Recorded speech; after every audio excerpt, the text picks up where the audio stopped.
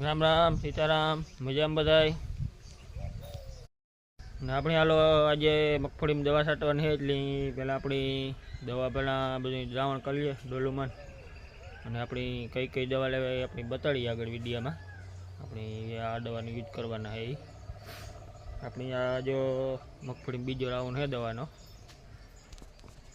તો આપણે પહેલાં ડોલીમાં દ્રાવણ કરી લઈએ એટલે આપણી બેરલમાં નાખવી હળવી કારણ કે એટલે ઘણી ઘણી માપીએ ભરેલી નાખવાની એક એક ડબલી ડાયરેક્ટ ઠલવે નાખવાની આપણી જ્યાં ડોલીમાં દ્રાવણ કરી નાખવાનું એ બધી અલગ અલગ દવાનું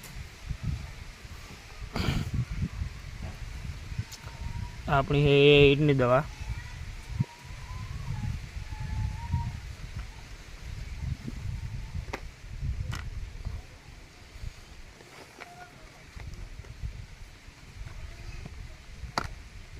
આપણી એ પોપટી ડ્રીપ ને એના માટેની મેહી બધું આવે છે એમાં એક દવાના ટ્રબલ ફાયદા મેહી પોપટી ને ટ્રીપ એ આપણી ત્રણ લઈએ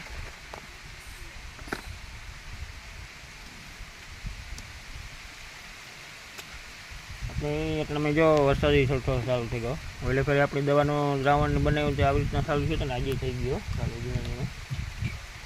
ને આપણી છે કૃષિ બલમ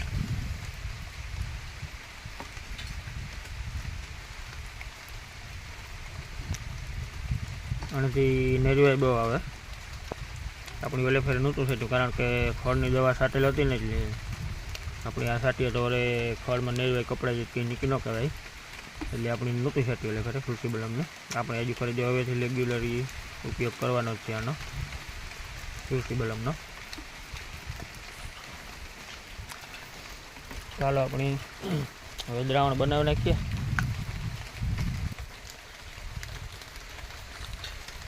આપણી વરસાદી આવવા માંડ્યો થોડો વધારે વાંધો નહીં આવે એટલે એક બે હરવડા આવે શ્રાવણ મહિનાના આપણે દવા તો છટાઈ જશે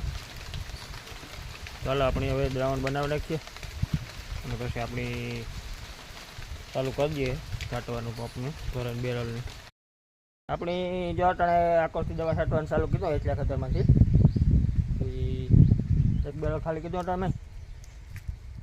અહીંયા બીજા છાંટતા છે હજી આગળ બીજું બેરલ ભરાવે ને પાછું ચાલુ કીધું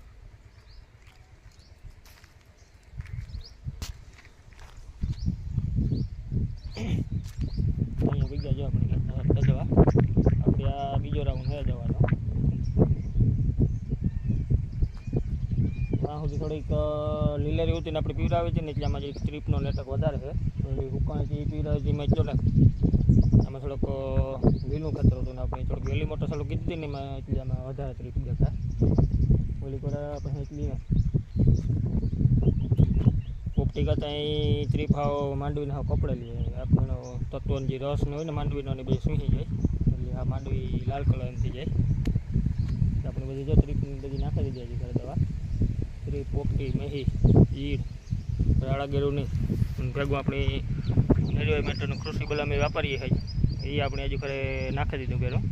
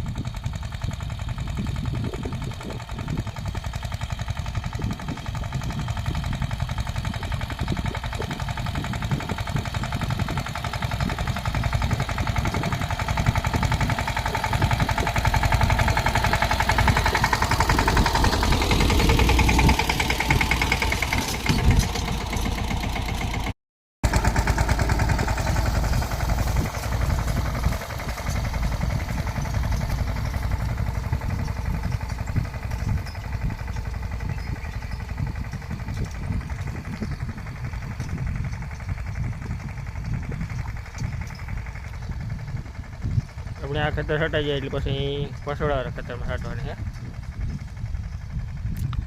અને આપણી આ માંડવી છે ઓરવેલ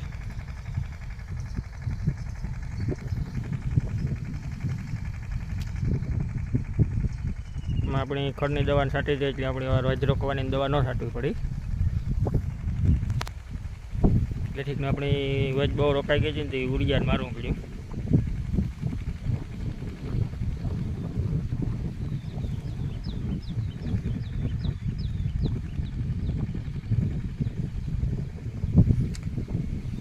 ઉડિયા દીધા પછી થોડીક નેરવાઈ સારી આવે ગઈ,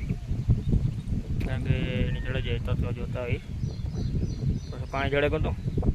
અને પહેલાં દવા જળે ગઈ હતી, પછી ઉડિયા માર્યું, પછી પાણી ખેંચ્યું. પાછો કારક કારક વાર હરોડ આવે ને વરસાદને એ બહુ ફાયદો કરે.